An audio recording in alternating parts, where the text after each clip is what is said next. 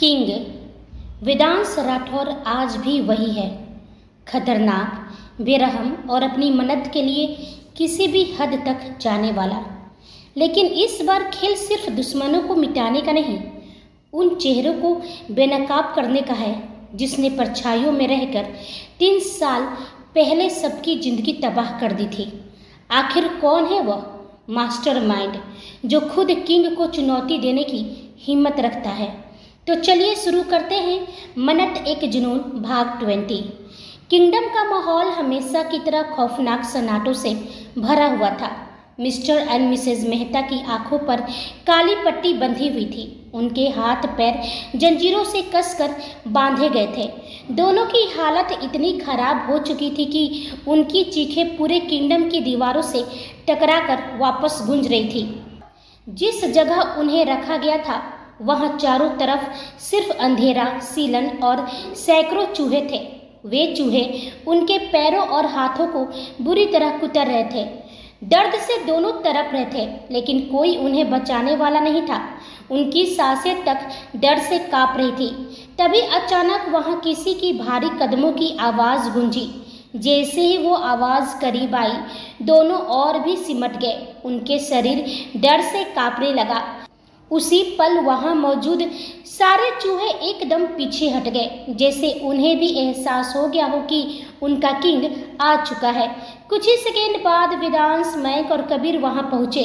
वेदांश हमेशा की तरह अपने काले सूट में बेहद खतरनाक लग रहा था। उसकी आंखों में बर्फ जैसी ठंडी चमक थी। चेहरे पर एक तिरछी सुकून भरी मुस्कान फैली हुई थी, जैसे सामने किसी इंसान को नहीं बल्कि अपने खिलौनों की हालत देख रहा हो। वह आराम से अपने चेयर पर जाकर बैठ गया।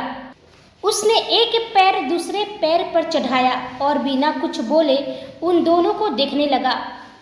मिस्टर एंड मिसेज मेहता को अभी तक यह नहीं मालूम था कि उनके सामने कौन बैठा है, लेकिन सिर्फ उसकी मौजूदगी ही उनके अंदर मौत जैसा डर भर रही थी।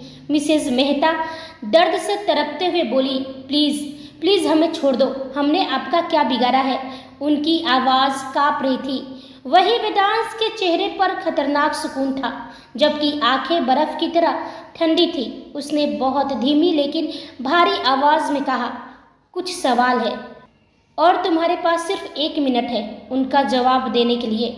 उसके बाद तुम्हारी चीखें भी मुझे बोर करने लगेंगी। यह सुनते ही दोनों के शरीर में डर दौड़ गया।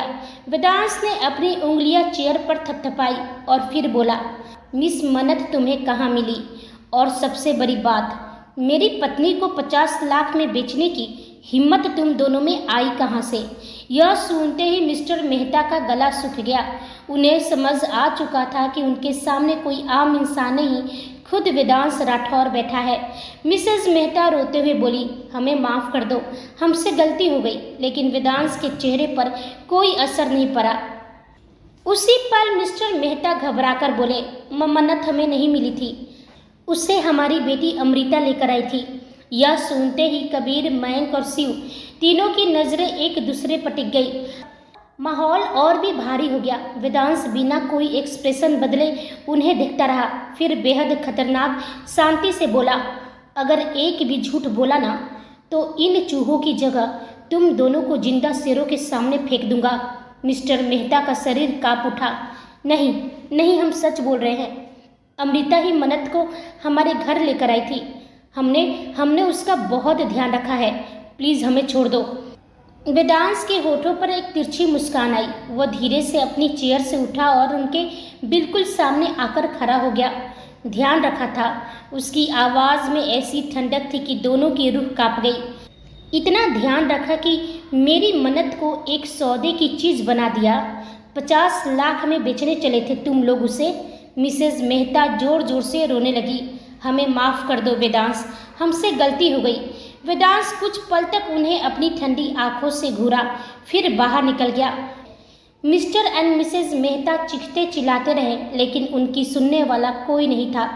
तभी शिव साए की तरह वेदांश के पास आया और धीमी आवाज़ में पूछा, किंग अब इनका क्या करना है?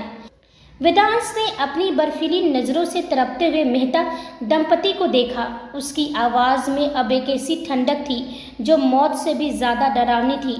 इन्हें इनके किए की सज़ा मिल चुकी है शिव। बस अब इसी हाल में इन्हें वापस उदयपुर फेंक दो। ये अब जीने लायक तो क्या, कहीं मुंह दिखाने लायक भी नहीं रहेंगे। अमृता एक बंद कमरे में कैद थी। शारीरिक रूप से उसे कोई चोट नहीं आई थी, लेकिन उसके चेहरे पर फैली दहशत और घबराहट उसकी मानसिक हालत बयान कर रही थी।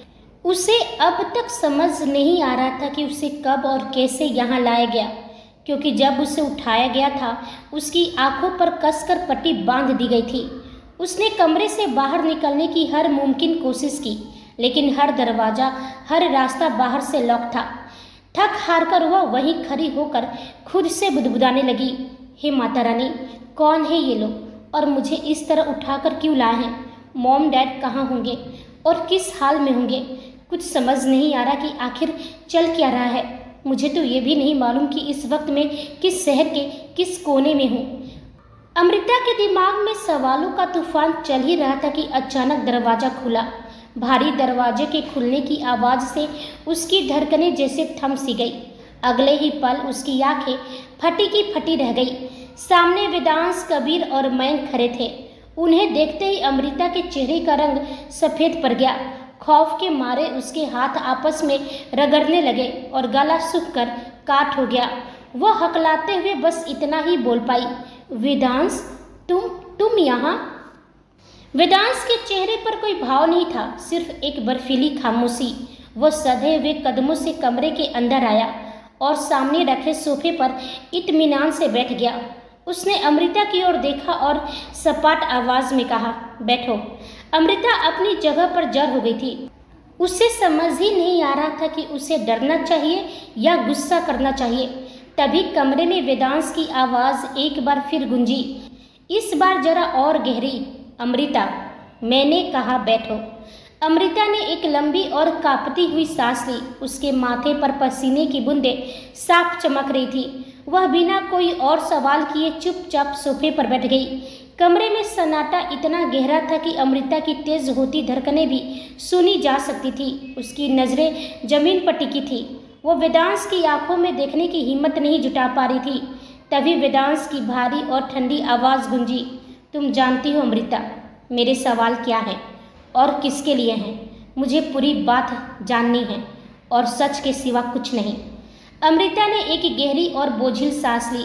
उसने अपनी कांपती आवाज़ को समेटते हुए बोलना शुरू किया, 3 साल पहले मैं मुंबई लौटी थी। मुझे कॉलेज से अपने सर्टिफिकेट्स निकलवाने थे। जब मैं अपना काम खत्म करके मुंबई से वापस जा रही थी, तब मैंने एक कैब बुक की थी। अभी हम मुंबई बॉर्डर क्रॉस ही करने वाले थे कि अचानक कोई मेरी गाड़ी के सामने आ गया।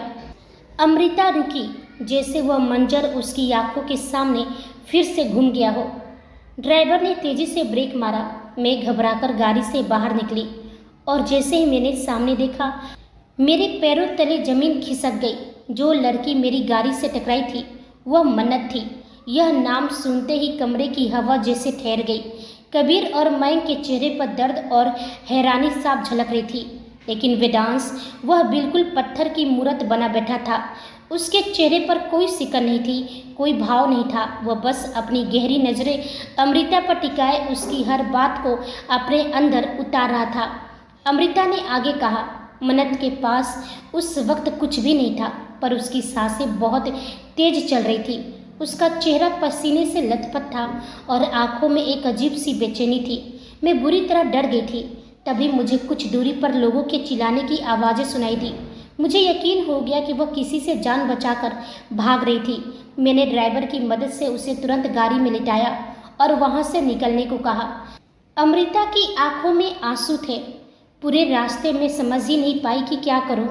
मन्नत बेहोश हो चुकी थी। ना उसके पास कोई फ़ोन था, न सामान। उसने एक बार फिर गहरी सांस ली और बात जारी रखी।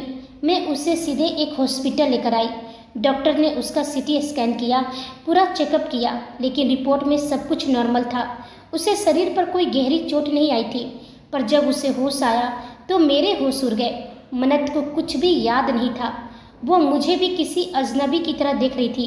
यहाँ तक कि उसे अपना नाम तक याद नहीं था। अमृता की आवाज़ रुंध गई। मैंने उसे समझाने की कोशिश की, उसे याद दिलाने की कोशिश की, लेकिन उसने साफ कह दिया कि उसे कुछ भी याद नहीं आ रहा है। डॉक्टर भी हैरान थे कि बिना किसी बाहरी चोट के उसकी याददाश्त कैसे जा सकती है, लेकिन हकीकत यही था, मन्नत अपनी पहचान खो चुकी थी। और फिर अमृता ने गहरी सांस लेकर कहा, हॉस्पिटल के बाद मैं उसे उदयपुर अपने घर ले आई। मॉम डैड उसे देखकर पहले तो बहुत बिगड़े, पर मैंने किसी तरह उन्हें मना लिया। मुझे लगा कि वक्त के साथ सब ठीक हो जाएगा, शायद उसे सब कुछ याद आ जाए। पर दिन हफ्तों में और हफ्ते महीने में बदल गए। मन्नत की याददाश्त टस से मस नहीं हुई। उसने एक पल के लिए वेदांश की ओर देखा, जो अभी पत्थर की मूरत बना उसे सुन रहा था। जब भी मैं उसे कुछ याद दिलाने की कोशिश करती, वो पागलों की तरह छटपटाने लगती। उसका सिर दर्द से फटने लगता, सांसें उखड़ जाती और वह इतनी लाचार दिखती कि मुझे डर लगने लगता। आखिर में वो हर बार बेहोश हो जाती थी। डॉक्टर ने साफ कह दिया कि उसके दिमाग पर जोर मत डालो, वरना उसे ब्रेन हैमरेज हो सकता है। उन्होंने कहा कि सब कुछ कुदरत पर छोड़ दो। बस इसलिए मैंने उसे किस्मत के भरोसे छोड़ दिया। ऐसे ही वक्त गुजर गए। मन्नत को कभी कुछ याद नहीं आया। उसे लगा कि मैं ही उसकी इकलौती सहारा हूँ और मेरे मॉम डैड उसके अपने चाचा चाची। तभी कबीर की बर्दाश्त का बांध टूट गया। उसने गुस्से में अपने दांत पीसते हुए कहा, चलो मानिए कि वह बीमार थी, पर तुम तो ठीक थी। तुम हमें कांटेक्ट कर सकती थी। हम कोई गुमनाम लोग नहीं थे जिन्हें ढूंढना तुम्हारे लिए नामुमकिन था। तुम मुंबई आ सकती थी, मीडिया का सहारा ले सकती थी। मैं पागलों की तरह अपनी बहन को दर दर ढूंढ रहा था और तुम खामोश तमाशा देख रही थी। अमृता ने नजरें उठाई और कबीर की आंखों में देखकर गहरी सांस ली। कबीर, मैं तुम सबको बता सकती थी, लेकिन उस वक्त मुझे लगा कि शायद तुम लोग उसे ढूंढना ही नहीं चाहते हो। वेदांश जो उसके लिए जान देने की बात करता था, वो भी उसके गायब होते ही ओझल हो गया। मुझे कुछ समझ नहीं आ रहा था कि तुम सबके बीच आखिर चल क्या रहा है। मुझे लगा कि अगर मन्नत को याद आएगा तो वो खुद मुंबई लौट जाएगी। मैंने वही किया जो मुझे उस वक्त सही लगा। अमृता ने अपनी बात पर जोर देते हुए कहा, पर एक बात याद रखो, मैंने कभी मनु का बुरा नहीं चाहा। कबीर के चेहरे पर एक कड़वी और तिरछी मुस्कान आई। उसने नफरत से कहा, यह बात तुम्हारे मुंह से शोभा नहीं देती अमृता। हम सब जानते हैं कि तुम मनु को देखना तक पसंद नहीं करती थी। वो तब की बात थी कबीर। अमृता ने लगभग चिल्लाते हुए कहा, मैं मुंबई से सब कुछ खत्म करके लौटी थी। वेदांश, तुम चाहो तो कभी मन्नत से पूछ लेना। जब तक वो मेरे साथ रही, मैंने उसका कभी बुरा नहीं चाहा। मैं मानती हूँ कि मेरे मॉम डैड ने उसके साथ गलत किया है। उनके दिल में मैल था, पर मैंने उसे संभाला। मुझे जो ठीक लगा उस वक्त मैंने किया। मयंक ने तिरस्कार भरी नजरों से अमृता को देखा और कहा, तुम्हें क्यों लगता अमृता कि हम तुम्हारी इस मनगढ़ंत कहानी पर भरोसा करेंगे? तुम्हारे मॉम डैड ने मन्नत का सौदा करने की कोशिश की थी। 50 लाख में उन्हें एक घटिया इंसान के हाथों में बेच दिया था, और फिर तुम अपने परिवार के साथ रातों रात उदयपुर से गायब हो गई। क्या यह सब महज इत्तेफाक था? यह सुनकर अमृता जैसे पत्थर की हो गई। उसकी मुठिया भींच गई और चेहरा सफ़ेद पड़ गया। वह कांपती आवाज़ में बोली, क्या तुम ये क्या कह रहे हो? मैं मॉम डैड के साथ गई थी क्योंकि उन्होंने मुझसे झूठ कहा था कि नानी की तबीयत खराब है। यहाँ तक कि मनु ने भी मुझसे कहा था कि मुझे जाकर अपनी नानी को देखना चाहिए। मैं इस सौदे के बारे में कुछ भी नहीं जानती, लेकिन मैं यह कभी नहीं सोच सकती थी कि वो इतना घटिया काम कर सकते हैं। कहते कहते अमृता की आंखों में आंसू भर आए। मुझे सच में नहीं पता था कि वो इतना बड़ा प्लान करके बैठे हैं। मुझे तो यह भी नहीं मालूम कि मन्नत इस वक्त कहाँ है। तभी वेदांश की गहरी और गूंजती हुई आवाज़ कमरे में ठहरी, इस वक्त वो मेरे पास है। यह सुनते ही अमृता के चेहरे पर चमक और हैरानी का मिला जुला भाव आया। वेदांश ने उसे आगे बोलने का मौका नहीं दिया और ठंडे लहजे में कहा, वह मेरे पास कैसे आई? ये सब सवाल पूछने की तुम्हें ज़रूरत नहीं है। बस तुम इतना बताओ कि उनके गले में एक पेंडेंट था, मेरे और उनके प्यार की निशानी, जिसे वो अपनी जान से ज़्यादा कीमती मानती थी। वह पेंडेंट कहाँ है? यह सवाल अमृता के लिए किसी बड़े धक्के से कम नहीं था। वह बुरी तरह चौंक गई और हकलाते बोली, मैं किसी पेंडेंट के बारे में नहीं जानती हूँ वेदांश। जब वो मुझे मिली थी उसके गले में कुछ भी नहीं था। वेदांश की मुट्ठियाँ कस गई। उसकी आंखों में गुस्सा और शक गहराने लगा। उसने अमृता की ओर झुकते हुए चेतावनी दी, देखो अमृता, सच सच बताना, वरना तुम अच्छी तरह जानती हो कि मैं किस हद तक जा सकता हूँ। अमृता ने डर और बेबसी के साथ अपना सिर हिलाया। मुझे वो पेंडेंट लेकर क्या मिलेगा वेदांश, मैं सच कह रही हूँ, मेरा यकीन करो। जब मन्नत मुझे उस सड़क पर मिली थी उसके गले में कोई पेंडेंट नहीं था, वो खाली हाथ थी और खाली गला। अमृता की आंखों से आंसू बहने लगे। वह गिड़गिड़ाते हुए बोली, प्लीज़ वेदांश, मुझ पर भरोसा करो। मुझे जितना पता था मैंने सब सच सच बता दिया। मैं जानती हूँ अगर मैं यहाँ हूँ तो तुमने मॉम डैड को भी कहीं कैद करके रखा होगा। प्लीज़ उन्हें छोड़ दो। मैं मानती हूँ कि उन्होंने पाप किया है, ऐसा गुनाह जिसकी कोई माफ़ी नहीं है, पर फिर भी प्लीज़ उन्हें बख्श दो। वेदांश ने ठंडी और सपाट आवाज़ में कहा, वे उदयपुर जा चुके हैं। सुनकर अमृता को राहत मिली। तभी वेदांश ने कहा, लेकिन याद रहे अमृता, अब से तुम मुंबई छोड़कर कहीं नहीं जा रही हो। यह सुनकर अमृता हैरान रह गई। उसकी बोलती बंद हो गई। वह एकटक वेदांश को देखने लगी। वेदांश सोफे से उठकर अपने दोनों हाथ पैंट की पॉकेट में डाल लिए। उसका चेहरा इस वक्त किसी पत्थर की तरह भावहीन था, पर उसकी आंखें बहुत कुछ कह रही थी। उसने अमृता की आंखों में देखते हुए कहा, कल से तुम राठौर एंटरप्राइजेज ज्वाइन कर रही हो।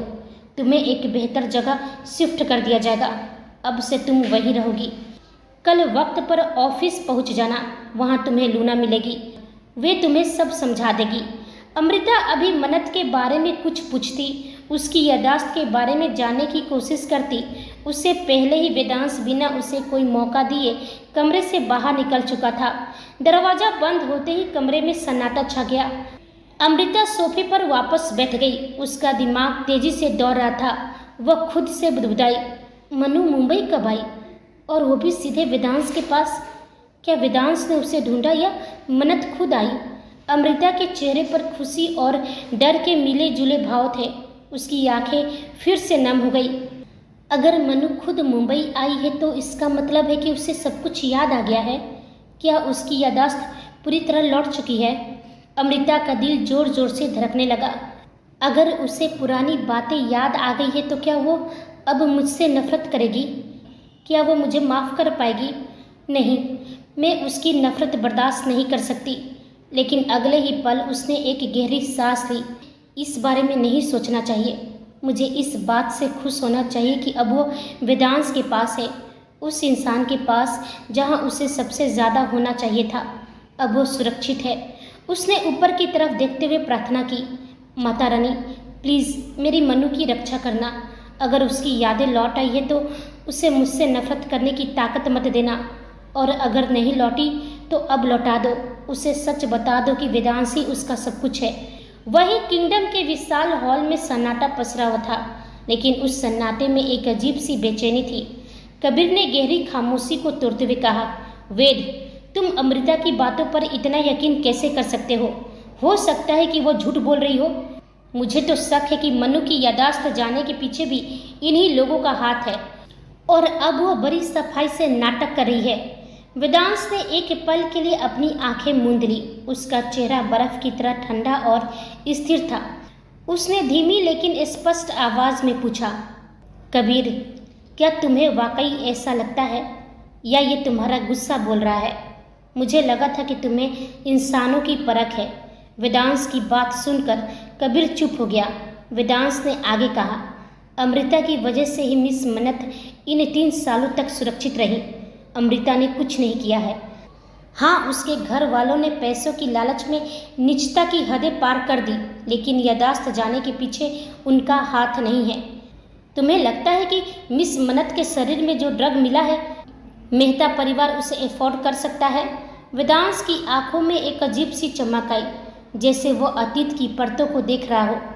मिस मन्नत की यादाश्त राठौर मेंशन छोड़ने के बाद और शेखावत मेंशन पहुंचने से पहले ही जा चुकी थी। उसी बीच कुछ ऐसा घटा था जिसने मिस मन्नत से उनकी पहचान छीन ली, और जिस किसी ने भी उन्हें उस हालत में पहुंचाया है, उसी के पास वो पेंडेंट भी है। माहौल अब और भी भारी हो गया था। मयंक ने उलझन में पूछा, लेकिन आखिर ये नया दुश्मन है कौन? हमने तो लगभग सबको रास्ते से हटा दिया था। मलिक, राव, जमीर और आखिर में वैभव, सब खत्म हो गए थे। तुम्हें याद है ना, वैभव उस बम ब्लास्ट में खुद ही जलकर मर गया था। जैसे ही मयंक ने वैभव का नाम लिया, वेदांश की आवाज़ उस सन्नाटे को चिरती हुई गूंजी। मयंक, वैभव जिंदा है। यह सुनते ही कबीर, मयंक और लूना के पैरों तले जमीन खिसक गई। उनके चेहरे पर हैरानी साफ झलक रहा था, लेकिन शिव के चेहरे पर कोई भाव नहीं था, क्योंकि वह यह कड़वा सच पहले से ही जानता था। कबीर ने हकलाते हुए पूछा, क्या वह जिंदा है? यह मुमकिन कैसे है? हमने अपनी आंखों से उसे उस बम ब्लास्ट में मरते देखा था। वेदांश के चेहरे पर एक रहस्यमयी मुस्कान उभरी, जिसमें सुकून कम और खतरा ज़्यादा था। उसने धीमी आवाज़ में कहा, हर आंखों देखी बात सच नहीं होती कबीर, वरना जादूगर दुनिया को बेवकूफ़ कैसे बना पाते? जो हमने देखा वो सिर्फ एक सोची समझी साजिश थी। वैभव बच निकला था। तभी कबीर का चेहरा गुस्से से लाल हो गया। वह गरज कर बोला, वह जिंदा था और तुमने यह बात हमसे छुपा कर रखी। क्यों वेद? और तुम्हें यह कैसे पता चला? वेदांश की ठंडी और स्थिर नजरें कबीर के चेहरे पर टिक गई। उसका लहजा बेहद सधा हुआ था। कबीर, क्या अब किंग तक पहुंचने वाले हर सच का हिसाब मुझे देना होगा? और वैसे भी जरूरी ये नहीं है कि वैभव जिंदा है। जरूरी ये है कि वैभव वो इंसान नहीं है जिसने मिस मन्नत को ड्रग दिया और उनका पेंडेंट छीना। यह सुनकर लूना के माथे पर सिलवटें पड़ गई। उसने उलझन में पूछा, पर किंग, फिर वो कौन हो सकता है? हम सब जानते हैं कि वैभव कितना गिरा हुआ है। उसकी नज़रें हमेशा से क्वीन पर थी और उस ब्लैक बुक पर भी, जो उसे माफिया वर्ल्ड का बेताज बादशाह बना सकती थी। वेदांश अपनी जगह से उठा और खिड़की के पास जाकर फैले अंधेरे को देखने लगा। उसने कहा, यही तो खेल है। दुश्मन एक नहीं है लूना, दुश्मन कई हैं। और बात ये नहीं है कि वो कितने हैं, बात ये है कि जो असली खिलाड़ी है उसने अपने आगे बहुत सारे प्यादे खड़े कर रखे हैं और हर प्यादा एक नकाब ओढ़कर खड़ा है। वेदांश ने मुड़कर सबकी ओर देखा और शब्दों को तौलते हुए बोला, मिस मन्नत के उन आखिरी 72 घंटों की यादों का फायदा उठाकर डैड और आयुष को फंसाने वाला, उन्हें मैनिपुलेट करके अपनी उंगलियों पर नचाने वाला और ये सारा षड्यंत्र रचने वाला यकीनन वैभव था। लेकिन जब मिस मन्नत मुझे छोड़कर गई, तब उसे वह ड्रग देने वाला और उनका पेनेंट छीनने वाला कोई और था। हॉल में मौत जैसा सन्नाटा छा गया। वेदांश ने अपनी बात पूरी की, ये सब सिर्फ प्यादे हैं, क्योंकि असली खेल तो कोई और ही खेल रहा है, बहुत ही चालाकी और खामोशी से। यह सुनते ही हॉल का माहौल और भी भारी हो गया। ये साफ था कि सारे प्यादे एक दूसरे से जुड़े हुए हैं और सब एक ही मास्टरमाइंड के इशारों पर नाच रहे हैं। तभी लूना ने उलझन भरी आवाज़ में पूछा, किंग, जब हम इन प्यादों के बारे में जानते हैं तो हम इन्हें पकड़ भी तो सकते हैं। इन्हें अपने कब्जे में लेकर इतना टॉर्चर करेंगे कि खुद अपनी असली मालिक का पता उगल देंगे। सुनकर वेदांश के होठों पर एक सर्द मुस्कान तर गई। वो धीरे से हंसा और बोला, लूना, तुमसे इस बचकाने सवाल की उम्मीद नहीं थी। लूना की नज़रें शर्मिंदगी से झुक गई। वेदांश ने उसके करीब आकर कहा, तुम भूल रही हो कि माफिया वर्ल्ड का अपना एक कोड होता है। ये प्यादे मर जाएंगे पर मुंह नहीं खोलेंगे। एक बात बताओ, क्या तुम मेरे खिलाफ कभी एक शब्द भी बोलोगी, चाहे तुम्हें कितना भी टॉर्चर क्यों ना किया जाए? लूना ने तुरंत सिर उठाकर पूरी वफादारी से कहा, किंग, ऐसा तो मुमकिन ही नहीं है कि मैं आपके खिलाफ जाऊं। वेदांश ने सबकी ओर देखते हुए कहा, बस यही बात है। उसके प्यादे भी उतने ही वफादार है। अगर वे निडर नहीं होते तो क्या वो मुझसे उलझने की हिम्मत करते? उन्हें इस बात का डर नहीं है कि वह किससे टकरा रहे हैं, उस किंग से जो मौत देने में कभी रहम नहीं करता। इसका मतलब साफ है, उनके दिल में मेरा खौफ नहीं बल्कि अपने मालिक की अंधी वफादारी दौड़ रही है। तभी कबीर ने तल्खी से कहा, तो क्या हम हाथ पर हाथ धरे बैठे रहेंगे? जब हमें पता है कि वैभव जिंदा है तो हम उसे दबोच तो सकते हैं, कम से कम उसे उसके किए की सज़ा तो दी जा सकती है। अभी उसकी ज़रूरत नहीं है कबीर। वेदांश ने उसे टोकते हुए कहा, अगर मैंने वैभव को अभी पकड़ा तो असली मास्टरमाइंड सचेत हो जाएगा। मैं उसे उसके ही खेल में हराना चाहता हूँ, इसलिए इन प्यादों को अभी थोड़ा आज़ाद छोड़ना जरूरी है। उन्हें यह एहसास होना चाहिए कि किंग उनकी चालों में फंस चुका है और हार रहा है। वेदांश की आंखों में एक ठंडी चमक कौंधी। यह खेल किसी भूल भुलैया से कम नहीं है, इसलिए दिमाग भी उसी तरह लगाना होगा। हमें प्यादों से ज़्यादा उनके मालिक की हरकतों पर नज़र रखनी होगी, और देखना जल्द ही वह खुद हमारे सामने आ जाएगा। वेदांश के लहजे में जो यकीन था, उसे देख कबीर, मैक, लूना और शिव समझ गए थे कि किंग ने कोई बहुत बड़ा जाल बिछा दिया है, एक ऐसा जाल जिससे निकलना दुश्मन के लिए नामुमकिन होगा। सुबह की पहली किरण अभी मन्नत के कमरे में दाखिल ही हुई थी। मन्नत ने अंगड़ाई लेते हुए जैसे ही अपनी आंखें खोली और बेड पर बैठी, वॉशरूम का दरवाजा खुला। सामने से वेदांश बाहर निकला। बदन पर सिर्फ एक सफ़ेद तौलिया लिपटा था। उसके गीले बालों से टपकती पानी की बूंदें उसके सीने और एब्स पर मोतियों की तरह चमक रही थी।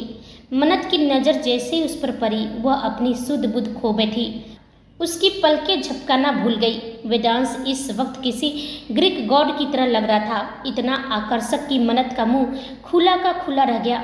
वह मन ही मन बुदबुदाई, हे माता रानी, क्या इंसान है, क्या पर्सनैलिटी है। ऐसा लग रहा है जैसे किसी ने इन्हें बड़ी फुर्सत से तराशा है। लड़कियां तो इनके इस लुक को देखकर ही ढेर हो जाती होंगी। वही वेदांश ने आईने के पास जाते हुए एक तिरछी नज़र मन्नत पर डाली।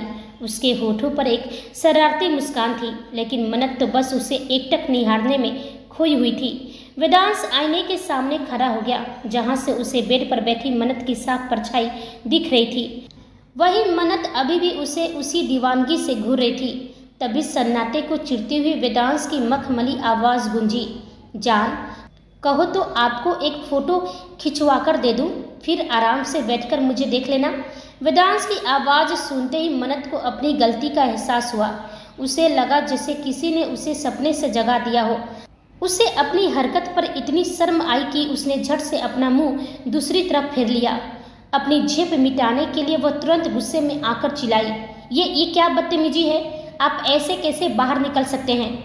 आपको थोड़ी भी शर्म हाया है या नहीं? आपको पता है ना कि इस कमरे में मैं भी हूँ, तो कम से कम इतना तो लिहाज होना चाहिए कि बाहर आने से पहले कपड़े पहन लें। आप वॉशरूम के अंदर रेडी हो सकते थे या सीधे ड्रेसिंग एरिया में जा सकते थे। इस तरह मेरे सामने आकर दिखाना क्या चाहते हैं? इतने भी खास नहीं है कि मैं आपको बैठकर घूरूं। मन्नत ने अपना मुंह दूसरी तरफ घुमाकर ये सारी बातें एक ही सांस में बोल दी। वेदांश की एक भौवें ऊपर चढ़ गई। उसने आईने में ही उसे देखते हुए पूछा, सच में मैं इतना भी खास नहीं हूँ? मन्नत ने तुरंत पलटकर जवाब दिया, बिल्कुल भी नहीं, मेरे लिए तो कतई नहीं, और हाँ, आप सच में बहुत बेशरम हैं। तभी अचानक अगले ही पल मन्नत को महसूस हुआ कि कमरे की हवा बदल गई।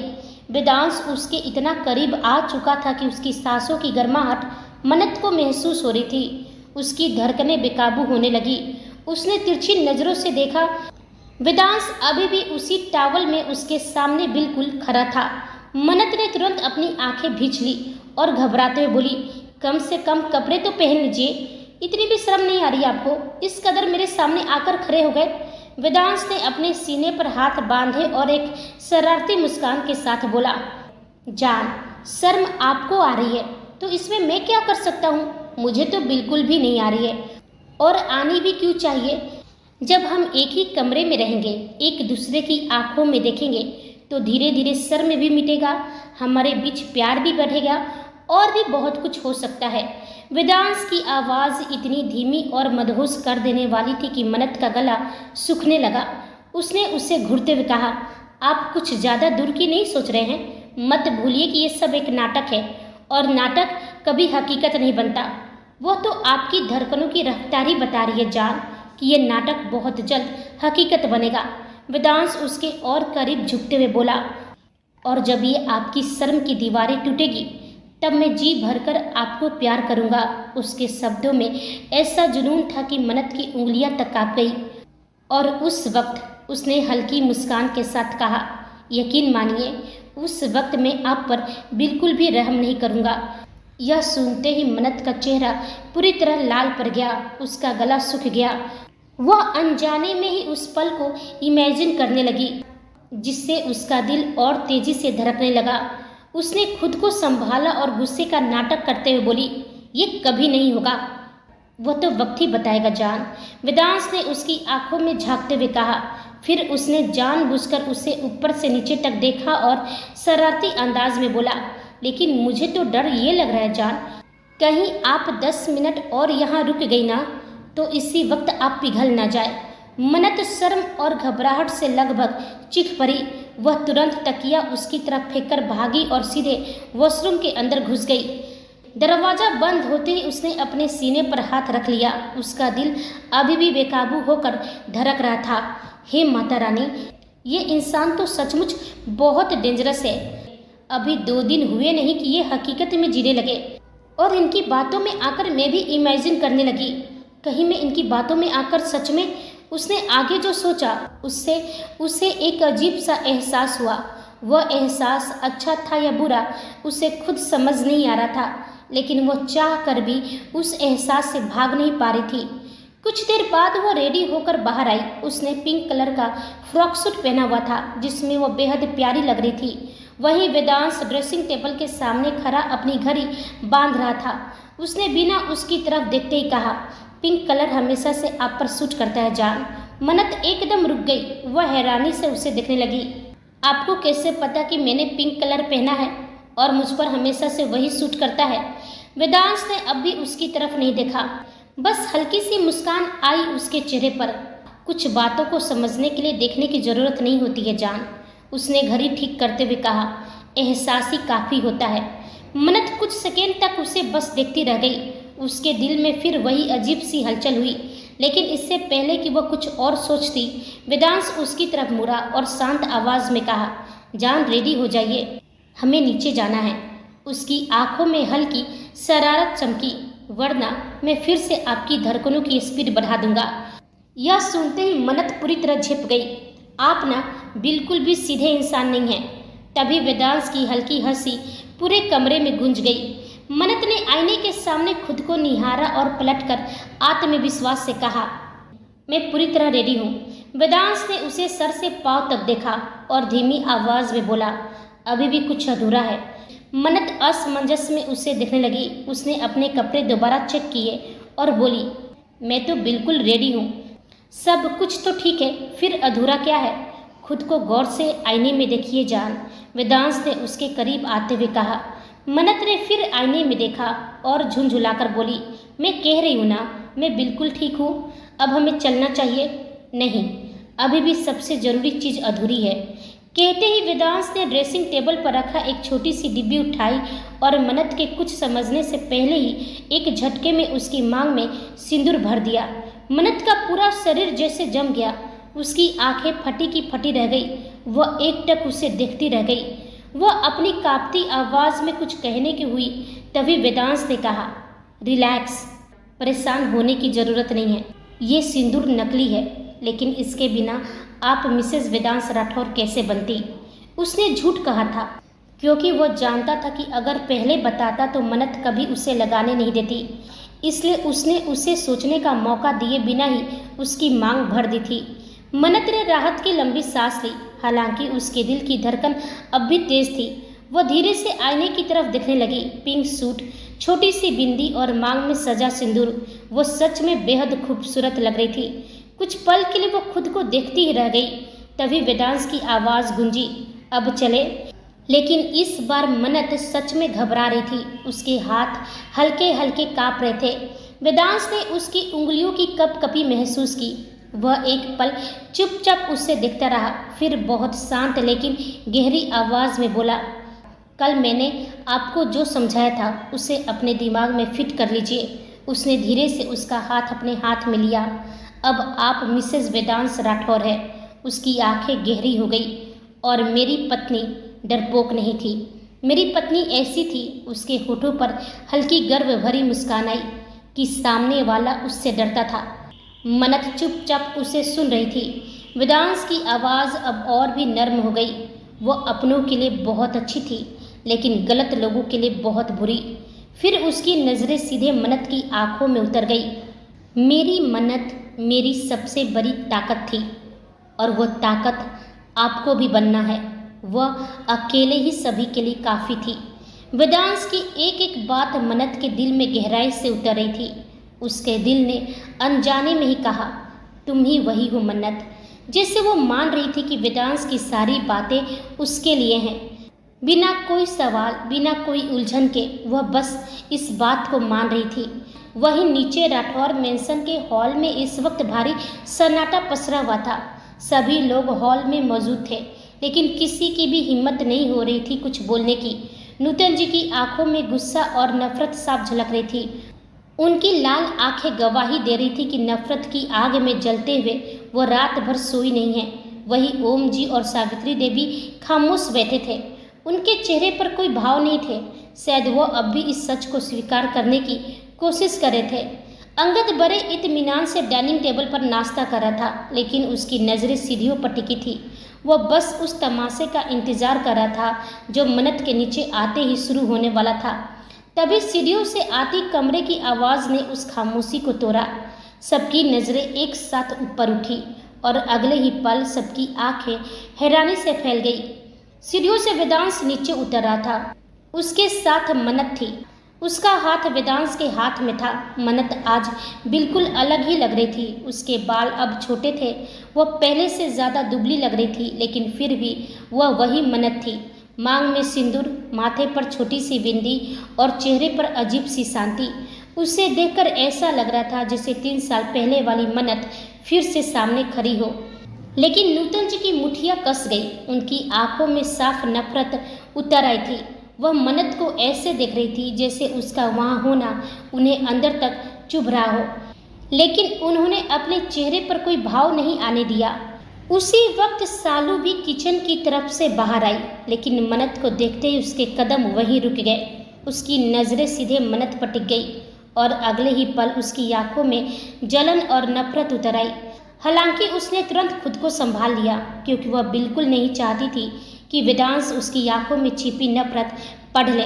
वही मन्नत की नज़र भी जैसे ही हॉल में मौजूद हर शख्स पर पड़ी, वह ठिठक गई। उसकी आंखों में एक अजीब सी खामोशी छा गई। उसने अनजाने में ही वेदांश के हाथ को और भी जोर से कस लिया। वेदांश उसकी पकड़ में छिपी घबराहट को साफ महसूस कर पा रहा था। मन्नत हर चेहरे को एकटक देख रही थी, मानो धुंधली यादों के बीच उन्हें पहचानने की कोशिश कर रही हो। उसका दिमाग तेजी से उन चेहरों के नाम और रिश्ते ढूंढने की कोशिश कर रहा था, लेकिन पहली बार उसने अपने दिमाग पर ज़्यादा जोर नहीं दिया। बस वह उन चेहरों को देखती रही। तभी वेदांश ने धीरे से उसके कान में कहा, चले जान। मन्नत जैसे वेदांश के साथ आगे बढ़ने लगी, अचानक उसकी नज़र किचन के पास खड़ी सालू पर जाकर ठहर गई। उसके कदम एक बार फिर रुक गए। वेदांश ने तुरंत हल्का सा मुड़कर उसे देखा। मन्नत की आंखें इस वक्त सीधे सालू के चेहरे पर टिकी थी, खामोश, बिल्कुल भावहीन। लेकिन उन आंखों के अंदर क्या चल रहा था यह समझ पाना मुश्किल था। वहीं सालू भी उसे ही देख रही थी। बहुत मुश्किल से उसने अपने अंदर की जलन और नफरत को दबाए हुए थी। उसकी उंगलियां अब भी कसकर मुड़ी हुई थी। चेहरे पर बनावटी शांति थी, लेकिन आंखों में जलती हुई बेचैनी साफ दिखाई दे रही थी। वही मन्नत का चेहरा भी बिल्कुल एक्सप्रेशनलेस था, जैसे वो सालू को सिर्फ देख नहीं रही है, बल्कि उसे महसूस करने की कोशिश कर रही हो। एक अजीब सी खामोशी दोनों के बीच फैल गई। कुछ सेकेंड के लिए ऐसा लगा जैसे पूरा हॉल रुक गया हो। वहीं वेदांश की गहरी नज़रें अब सालू पर टिक चुकी थी। जैसे ही उसने यह महसूस किया, वह तुरंत खुद को संभालते हुए जबरदस्ती मुस्कुराने की कोशिश करने लगी, लेकिन उसकी मुस्कान आंखों तक पहुंच ही नहीं पाई। उससे पहले ही वेदांश ने बिना कुछ कहे मन्नत का हाथ थोड़ा और मजबूती से पकड़ा और उसे लेकर आगे बढ़ गया। उसका अंदाज बिल्कुल साफ था। वह नहीं चाहता था कि इस वक्त मन्नत किसी और में उलझे या फिर किसी की नज़रें उसे परेशान करे। वह सीधे उस कमरे की तरफ बढ़ गया जहां संध्या जी थी। जैसे हॉल में मौजूद लोगों ने देखा कि वेदांश मन्नत को लेकर वहां जा रहा है, सबके चेहरे देखने लायक थे, क्योंकि वेदांश ने आते ही सबको पूरी तरह नज़रअंदाज कर दिया था। नूतन जी की मुठ्ठियां गुस्से से और भी कस गई थी। उनकी आंखों में अपमान साफ दिखाई दे रहा था। वहीं सावित्री जी और ओम जी चुपचाप वापस सोफे पर बैठ गए। अब उन्हें भी समझ आ चुका था इस वक्त कुछ भी बोलने का कोई फायदा नहीं है, क्योंकि वेदांश वही करेगा जो उसने तय कर लिया है और उसके फैसलों के सामने इस घर में कोई नहीं टिकता। वहीं मन्नत के मन में एक नई उलझन जन्म ले चुकी थी। उसकी नज़रें बार बार वेदांश के चेहरे पर जा रही थी। वो समझ नहीं पा रही थी कि आखिर वेदांश ने उसे बाकी लोगों से ठीक से मिलवाया क्यों नहीं। वे सब उसे इतनी नफरत से क्यों देख रहे थे। मन्नत जैसे ही वेदांश के साथ कमरे के अंदर गई, उसके बढ़ते कदम वहीं जम गए। उसकी नज़रें सामने बेड पर जाकर ठहर गई, जहां संध्या जी लेटी हुई थी।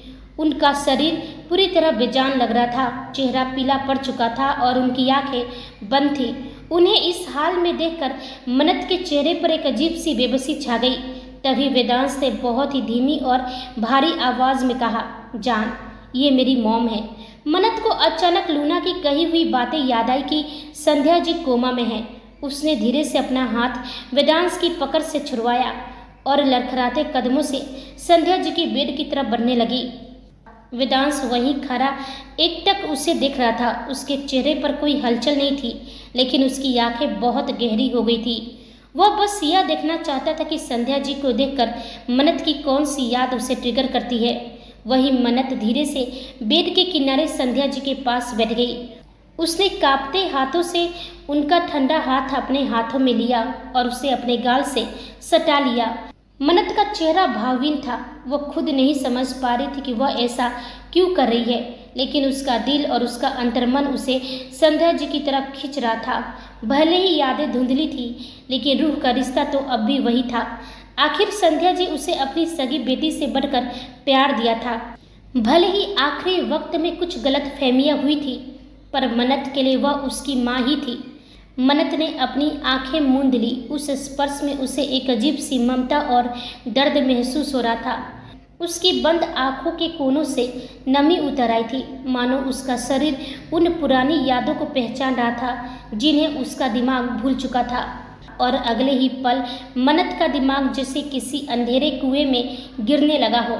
उसकी पलकों के पीछे धुंधली तस्वीरें उभरने लगी, टूटती हुई आवाज़ें, अधूरी यादें और उन यादों के बीच संध्या जी का चेहरा। मन्नत के चेहरे पर घबराहट उतर आई। उसकी सांसें भारी होने लगी, पूरा शरीर कांप रहा था, माथे पर पसीने की बूंदें चमकने लगी थी।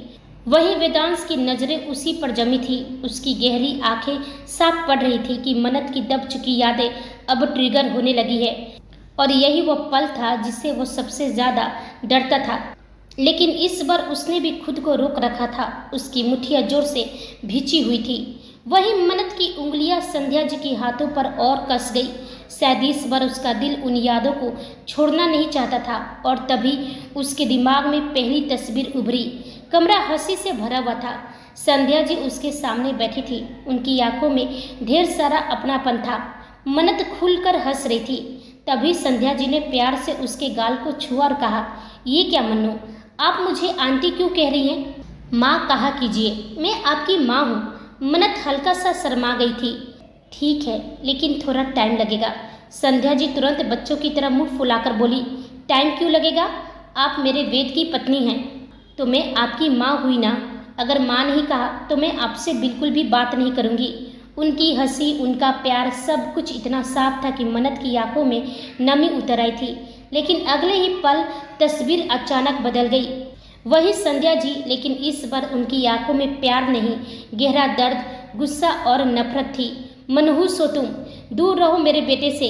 ये शब्द अचानक मन्नत के कानों में हथौड़ों की तरह गूंजा। उसका पूरा शरीर बुरी तरह कांप रहा था। उसका दिमाग जैसे खुद को फिर से बंद करने लगा था, जैसे उसकी यादें उसे वापस अंधेरे में धकेलना चाहती हो। उसकी सांसें टूटने लगी। आह! उसके होठों से दर्द भरी कराह निकली।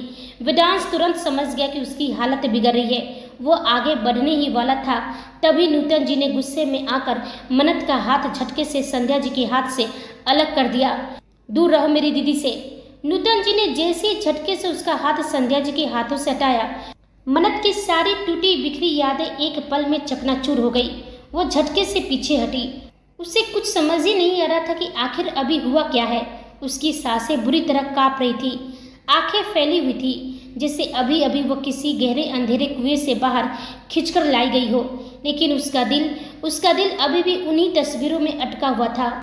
उसके कानों में अभी वही आवाजें गूंज रही थी, हंसी, अपनापन, माँ कहिए मुझे, और फिर वही नफरत से भरी आवाज, मनहूस हो तुम।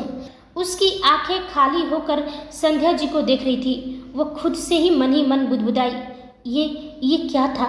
मैं इनके साथ थी, इनसे मेरा कोई रिश्ता है, लेकिन क्या और कैसे? अचानक इनके हाथ को छूते ही इतनी सारी तस्वीरें क्यों? उसके चेहरे पर बेचैनी साफ उतर रही थी। दिल और दिमाग जैसे दो अलग दिशाओं में लड़ रहे थे। दिमाग चीख चीख कर कह रहा था ये सब भ्रम है, झूठ है, कुछ याद मत करो। लेकिन दिल उन एहसासों को सच मान रहा था। इन 3 सालों में उसकी धुंधली यादें कभी इतनी साफ होकर सामने नहीं आई थी, कभी नहीं। लेकिन आज पहली बार किसी का स्पर्श, किसी का रिश्ता, किसी का दर्द उसके अंदर दबी यादों को इतनी बुरी तरह झकझोर गया था। वह अब भी उलझन भरी निगाहों से संध्या जी को ही देख रही थी। उसे तो इस बात का एहसास तक नहीं था कि सामने नूतन जी गुस्से और नफरत से उसे घूरे जा रही थी। वहीं वेदांश पूरी तरह खामोश था, लेकिन उसकी खामोशी जितनी बाहर शांत दिख रही थी, अंदर उतनी ही खतरनाक थी। उसकी नज़रें कभी मन्नत पर टिकती तो कभी नूतन जी पर। तभी नूतन जी की बर्फ जैसी ठंडी आवाज़ पूरे कमरे में गूंजी, तुम्हारी हिम्मत कैसे हुई मेरी दीदी को हाथ लगाने की? उनकी आवाज़ कानों में पड़ते ही मन्नत अपनी उलझनों से बाहर आई। उसने धीरे से नजरें उठाई। सामने नूतन जी थी, जिनकी आंखों में सिर्फ गुस्सा और नफरत थी। मन्नत उन्हें बस हैरानी से देखती रह गई। वहीं वेदांश ने एक पल के लिए अपनी आंखें बंद कर ली। वो खुद को कंट्रोल कर रहा था, क्योंकि वो जानता था अगर इस वक्त उसने अपना गुस्सा खो दिया तो बात बहुत आगे बढ़ जाएगी। उसकी मुट्ठियां धीरे धीरे कसती जा रही थी। तभी नूतन जी फिर बोली, दूर रहो मेरी दीदी से, और यह झूठा अपनापन दिखाना बंद करो।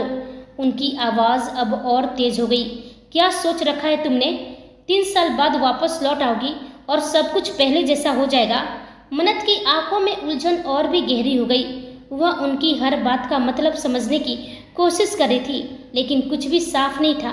तभी नूतन जी फिर बोली, भले तुम इस घर में लौट आई हो, लेकिन इस घर का हिस्सा कभी नहीं बन पाओगी, और मेरी दीदी तो तुम्हें कभी नहीं अपनाएंगी, कभी भी नहीं। उनकी आंखों में दर्द उतर आया था। इनके जख्मों पर फिर से नमक छिड़कना चाहती हो क्या? भूल गई तुम्हारी वजह से? बस बहुत हुआ मॉम। अचानक वेदांश की भारी आवाज़ कमरे में गूंज उठी, इतनी ठंडी, इतनी खतरनाक कि पल भर में पूरा माहौल जम गया। नूतन जी चुप हो गई। उन्होंने हैरानी से वेदांश की तरफ देखा। वेदांश धीरे धीरे आगे बढ़ा।